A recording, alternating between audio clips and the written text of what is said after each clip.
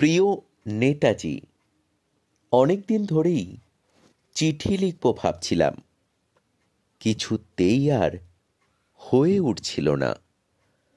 আজ কোনো একটা ঘটনার নিরিখে তোমাকে চিঠি লিখতে বসলাম।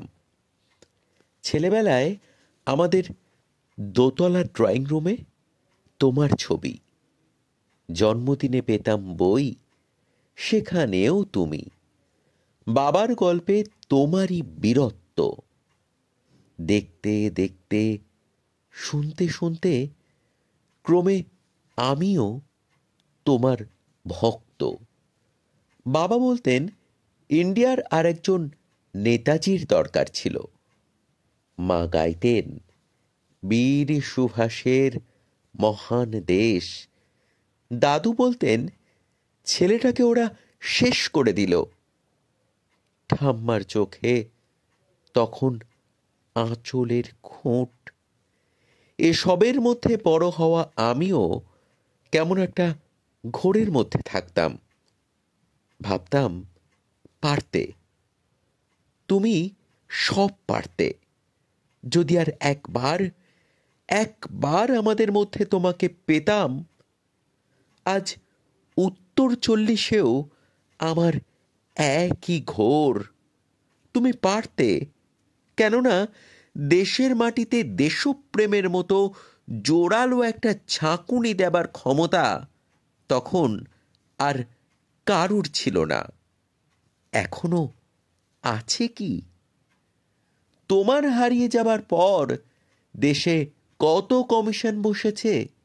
ভারতের পূর্ব, পশ্চিম, উত্তর, দক্ষিণে কোনো পীর, কোনো সন্ত, কোনো দয়ালু বৃদ্ধকে দেখে ভুল করেছে সবাই, ছুটে গেছে তুমি মনে করে, কিন্তু ফিরেছে মাথা নেড়ে।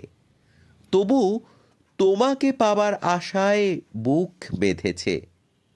তুমি তো শুধু বসু পরিবারের নও, গোটা ভারতবর্ষের মণিকোঠার হীরক, যার আলোর শুদ্ধতা কালোকে সাদা করতে পারে।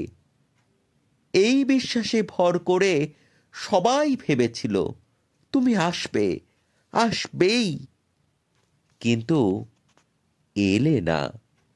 কেটে গেল অনেকগুলো বছর।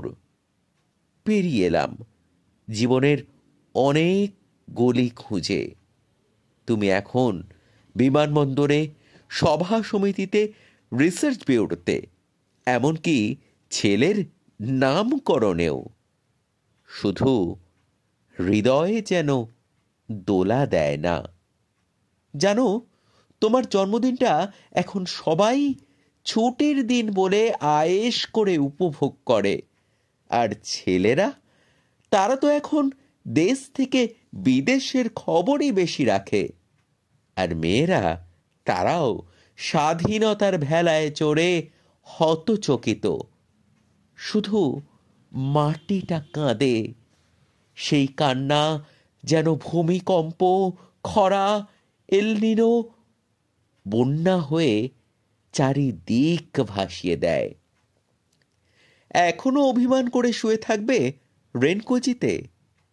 আর যখন ঘাড়ের ওপর AK-47 নিঃশ্বাস, রক্তের হরি খেলা ধর্মের জিগিরে, তখন শোনাও সেই আওয়াজ, আমি সুভাষ বলছি। মেয়েটা দৌড়ে এসে বলবে, মা মা দেখো, উনি আসছেন। পাশের বাড়ির মেসোমশাই ডাকবেন জানলা দিয়ে, বৌমা আমি বলিনি উনি ফিরে আসবেন। খোলা জানালার ধারে দাঁড়াবেন মেয়েরা, তাদের ডান হাতে শঙ্খ, বাঁ চোখে জল। নদী হবে উত্তাল, নৌকা বেসামাল। পড়ার মাঝেও চেঁচাবে, উনি আসতেছেন। সবুজ মাঠে শিশুদের হাতে পতাকার দোলা, উনি আসছেন, উনি ফিরে আসছেন। তোমার হারিয়ে যাওয়া জন্মদিনের ভেতর থেকে উঠে আসুক আরও একটা 23-এ। আজ স্বাধীনতার ঠিক আগের মুহূর্তে দাঁড়িয়ে তোমাকে আমার এই চিঠি। প্রণাম নিও। ভালো থেকো নেতাজি।